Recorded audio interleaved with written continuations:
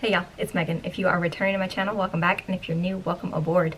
So I asked on our community tab on my channel, what would y'all like to see next? Because when I start to do history and trivia videos, I kind of get a couple ideas going and I start doing research and I just fill up my plan book with all the facts and stuff. And what do I feel like filming today? So I had Brave ready to go and I had Dinosaur, the attraction, ready to go. So I asked what y'all were interested in and the majority voted for Dinosaur. So that's what we're doing today. We're going to talk about the prehistoric facts of Dinosaur, the attraction at Animal Kingdom. So always starting off with sort of how the attraction was made. It was originally called Countdown to Extinction when the park opened in 1998, and that is the version that I first rode when I went. I was there for very early on in Animal Kingdom's life, and so I saw the original attraction. I was very young, like 6, maybe 7 years old, and so I was little. But I was very tall for my age, if you can believe that. So I was actually big enough to ride the ride, which at the time had a 46-inch height requirement. It was actually kind of a thrill ride, and I was like every other kid in the 90s, and I was like into dinosaurs. So we were like, yeah, Countdown to Extinction, let's go. So I rode that. My sister was too small, but I remember distinctly riding it, and it was so dark and so loud that I don't really remember much about the ride because I put my thumbs in my ears, my pinkies covered my eyes, and I held them shut. I don't know why I remember, but that's how I blocked everything out. And I could still hear noise, but there was one point in the ride, and I still remember it so vividly. It was the ride vehicle like kind of did like that, and in my young mind, when the ride vehicle stops, the ride is over. I had not been on anything where it stopped mid-ride, so I'm like, oh, the scary is done. So I open my eyes right as the Carnotaurus comes storming towards the vehicle, and just terrified out of little young Meg's mind. I have mentioned in my Expedition Everest history and trivia video, I kind of went into the backstory of Animal Kingdom and how Beastly Kingdom was an idea that was going to be. So if you haven't checked that out, I kind of go into a little bit more detail. I'll link it up there and down in the description.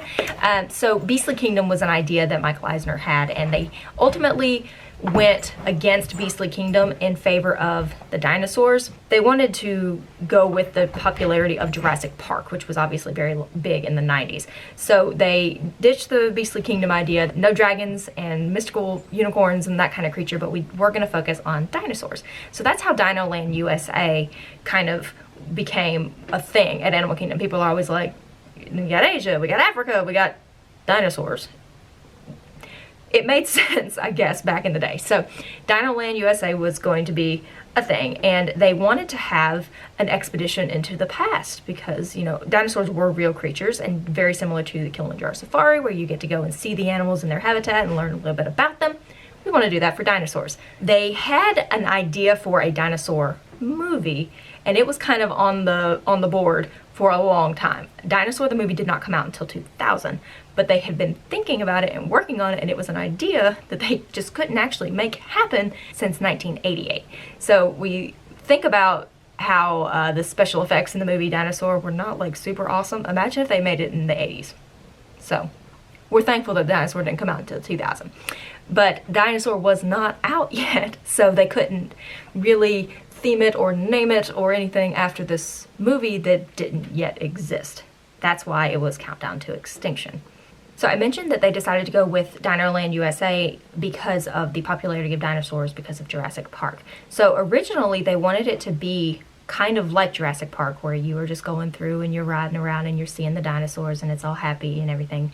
But they also wanted a more thrilling attraction. When Animal Kingdom first opened, there weren't many like e-ticket thrilling rides. So they wanted to be a little bit more thrilling. That's where the meteor comes in. That's where we're having this asteroid impact and we're trying to get out before that happens.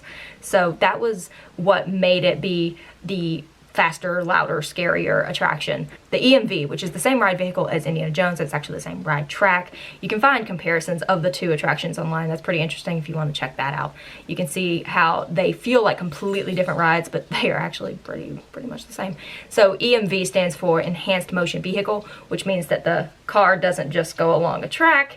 It can pitch, it can tilt, it can do all of the things to kind of simulate being on an off-road vehicle and you're traversing all kinds of terrain. So that's what that vehicle does, and it was kind of revolutionary with Indiana Jones, and it worked so well that they brought that from Disneyland over to Disney World and they made it into the dinosaur attraction. So, you know, that's kind of how they kind of developed it.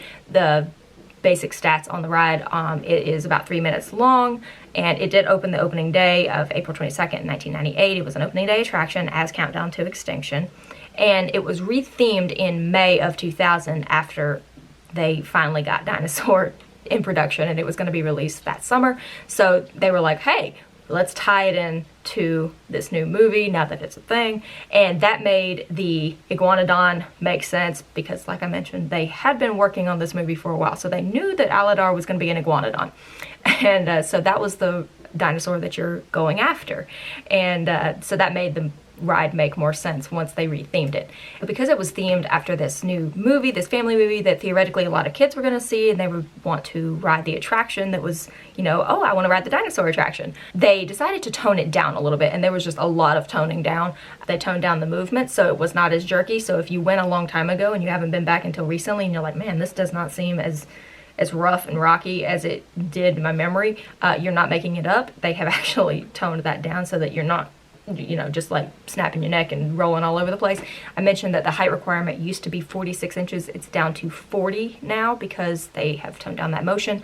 There's not as, you know, you don't have to be as tall to ride the ride. It's not as loud.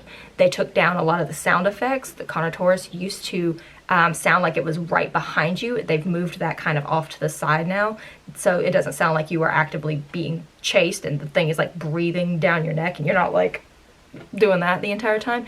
It's moved around so that it isn't less scary. It seems like the Carnotaurus is a little farther away. You're not as in danger. And just overall, the noises are not as loud. It used to be, I mean, extremely loud. The growls and the, what is the noise a dinosaur makes? I almost said bark. That's not right. The roars, the growls that the dinosaurs made were very loud, and the motion of the vehicle was very extreme. So they toned all of that down so that the little guys would be more interested in it, would not be as scared by it, and could enjoy it a little bit more, thus taking that height requirement down from 46 to 40 inches. And the top speed, it feels so much faster, and I'm not entirely sure if it used to go faster when it first opened or if the speed has been the same, but it is 12 miles an hour. That's the top speed, so like it's not going that fast, but you know, it feels a lot faster in the moment. A couple of other things that were toned down and just kind of altered as the attraction evolved. The Compsognathus, which I don't know that I've ever actually seen them, it's so dark in there, but he yells about them and you're supposed to see these little guys that kind of look like little mini velociraptors to me. You're supposed to see them, I guess, but they used to be illuminated and they were on a track wire that they literally sprang across the ride path in front of the vehicle. So you'd be like dodging these little dinosaur critters as they jump around. So that's not there anymore, which I think might like startle me now. So I'm glad that they're just kind of stationary and hanging out to the side. Another instance of the actual animatronics being toned down was the pterodactyl.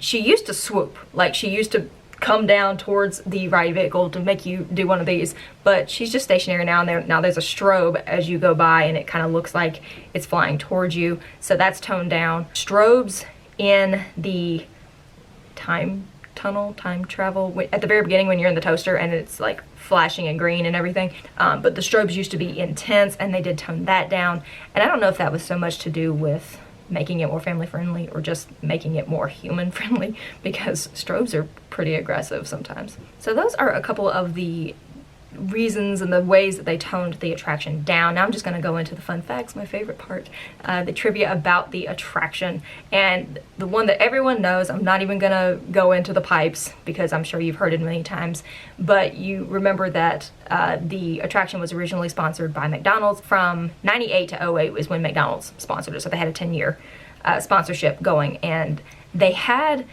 where Restaurantosaurus is, that served, you know, McDonald's food. You could get burgers and chicken and that kind of stuff. But they also had Petra Fries, which was a stand that just sold McDonald's french fries. Like that was all they had was Petra Fries. I remember very clearly getting my McDonald's fries outside of Countdown to Extinction, and the signs that are now up, they were there then too, but they used to have little sayings that made you, you know, they were like promotions for McDonald's. The fountain out front, it has Aladar now, the iguanodon that you are ultimately searching for. He's out there with his big smiling face, and I'm sorry, I have to embarrass my husband. I gotta put this picture in that we took when we were on our honeymoon. He was just, we were walking up to the attraction, and he just like cocked his head and made this face at the dinosaur, and I had to take a picture of it. I thought it was hilarious, so I'm just gonna put that in here for funsies. But it used to be a Styracosaurus standing out there, and it also did not used to have the bushes and the barriers up around it. It used to just be, you know, kind of like a zero entry almost little pool with just like a little lip around it. People were trying to swim in the water. Oh, that's why the bushes and the barriers are up now, is to prevent people from just climbing in the water with the dinos. So that was one of the changes that was made outside. Obviously the sign is also Dinosaur now instead of Countdown to Extinction, and the little McDonald's symbol is gone. The iguanodon that you're trying to capture, he was always planned as the one that you capture, and in the original ride they had a net that was like projected onto him at the very end, so you could see, oh, we got him, you know, like, even though you're like desperately trying to get back to present day, you still were able to achieve that goal. And you see on the screens when you get back, you hear Seeker say, I better find him before security does. The iguanodon makes it back, so you did see that net go up in projection form over the iguanodon at the very end. But they took that away for like a lot of years, and it's just kind of recently, in the past few years, shown back up. So I'm not sure why they took the net away, but it does project again up onto the iguanodon at the very end, right before you get stormed by that one last Carnotaurus, which was not how the original attraction ended. Very, very, very early in the attraction, there was a meteor that was like, I can't even find pictures of it online because it was so brief that time that it was not the Carnotaurus at the end. It was just a meteor piece that kind of like fell towards you. You can find videos that you can kind of see it, but video quality in '98 was not quite as good. But they did change it to the Carnotaurus, and it used to have, again, that very bright strobe, and that has recently changed as well to just be, he's kind of like bioluminescent, for lack of a better term. Like, he glows. He looks like he's got glow-in-the-dark paint on him, and I don't know why, but that's even creepier to me than when it was like the strobe and him like diving towards you. What do y'all think? Did you like it better? Have you seen it both ways? You like the strobe, or do you like the glowy Carnotaurus head? Let me know. And the last little fun fact has to do with the iguanodon that you capture. You know the video of the end where you see him walking around the Dino Institute. That was not the original plan.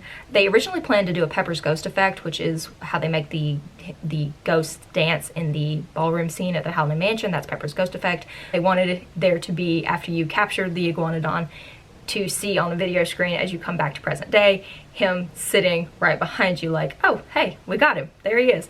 So that was the original plan, and then they didn't want to do that. They nixed that, and that was replaced by him just kind of walking around the Dino Institute like, hey, what's going on here? And you see Seeker like running around trying to find him because he knows he's there, but he doesn't know where he is. So did you ride Dinosaur as Countdown to Extinction? Have you only ridden it as Dinosaur?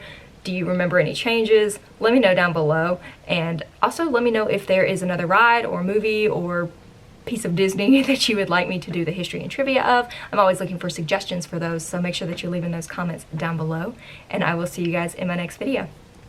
Bye, y'all.